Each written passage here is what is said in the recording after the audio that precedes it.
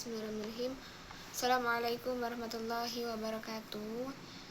Izin Ibu, perkenalkan nama saya Poppy Lorenza dengan NIM 2323210051, Prodi Pendidikan Agama Islam semester 7. Izin Ibu, saya membuat video ini untuk memenuhi tugas mandiri yang telah diberikan hari ini. Sebelum itu, saya akan membacakan soal terlebih dahulu.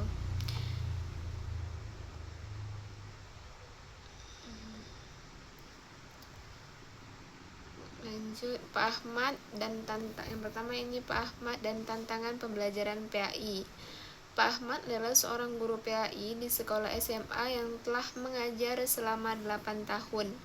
Beliau memiliki latar belakang sarjana PAI, SPD, namun dalam beberapa tahun terakhir Pak Ahmad cenderung mengajar dengan metode ceramah konvensional, jarang memperbarui materi pembelajaran dengan isu-isu kontemporer seperti etika media sosial dalam Islam, dan menolak mengikuti pelatihan berbasis IT yang diselenggarakan sekolah.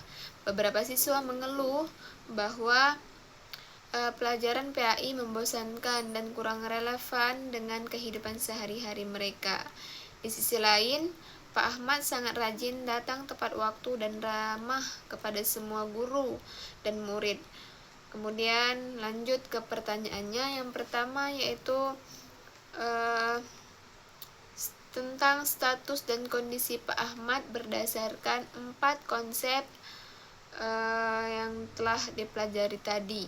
Yang pertama, menurut saya profesi yaitu pekerjaan yang butuh keahlian khusus. Nah, Pak Ahmad ini di sini beliau sangat sah dalam profesi sebagai guru. Apalagi beliau ini memiliki gelar sebagai sarjana pendidikan di bidang pendidikan agama Islam.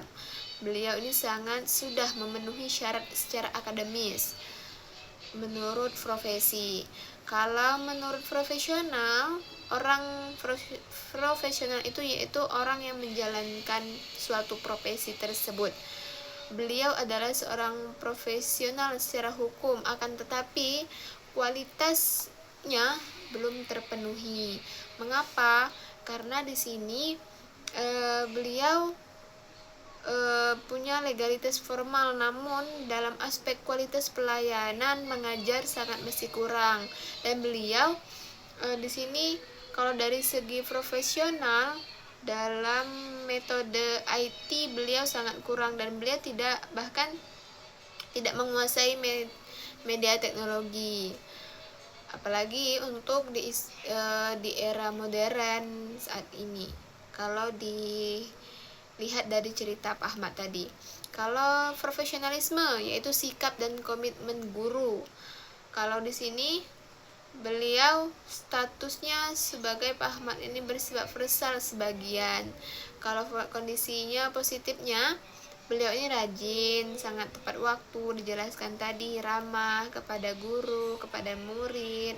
Kemudian di sisi kurang baiknya, beliau menolak belajar teknologi baru. Beliau juga enggan memperbarui cara belajar. Nah, ini kalau di sisi profesionalisme beliau sangat kurang.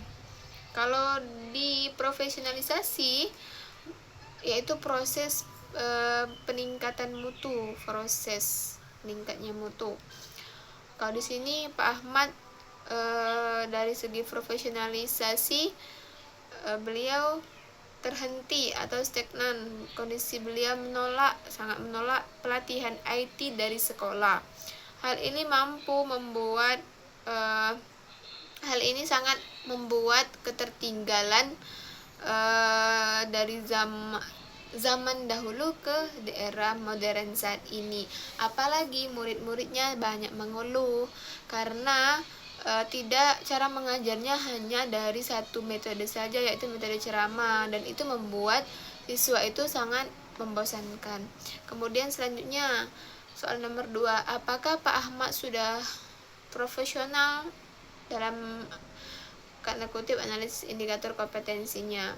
Kalau dari segi kompetensinya, Pak Ahmad ini belum sepenuhnya bisa dikatakan sebagai guru PAI.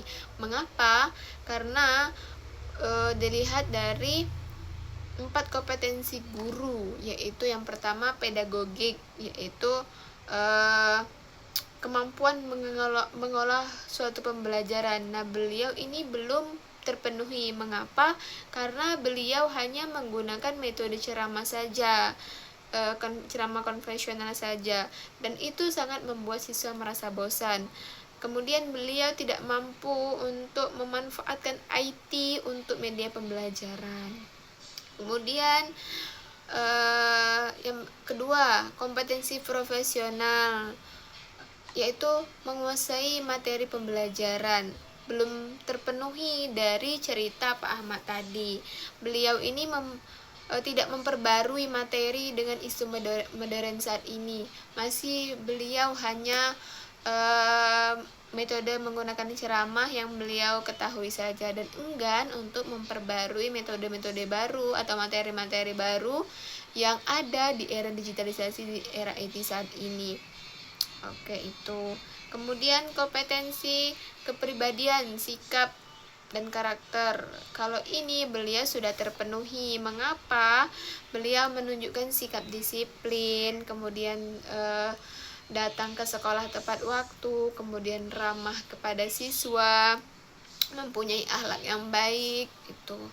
Kemudian kalau dari kompetensi sosial sudah terpenuhi dari cerita Pak Ahmad tersebut. Mengapa? Beliau ramah kepada guru, murid, kemudian hubungan interpersonal beliau di sekolah juga baik itu. Kemudian soal nomor 3, rekomendasi langkah profesionalisasi. Yang ini kita harus dari masalah tersebut diperlukannya tindakan dari kedua belah pihak. Yang pertama yaitu dari Pak Ahmad sendiri atau individu Pak Ahmad tersebut, yaitu mengubah pola pikir atau mindsetnya, menyadari bahwa belajar adalah kewajiban sepanjang hayat, long life learning, terutama bagi guru agama. Karena kalau hanya mengandalkan mindset yang dahulu, kemungkinan tidak bisa menjadikan seorang siswa itu pasti akan membosankan apa yang kita sampaikan. Kemudian belajar mandiri, self learning, mulai mempelajari teknologi secara bertahap seperti membuat slide PPT, kemudian video pendek, itu dari cerita Pak Ahmad tersebut.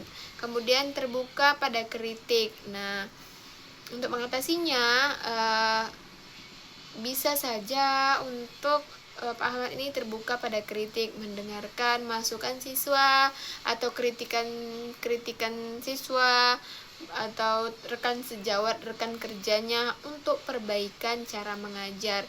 Karena di era digitalisasi saat ini, jika menggunakan metode zaman dahulu itu sangat tidak relevan dengan di era modern saat ini yang penuh dengan teknologi yang serba canggih.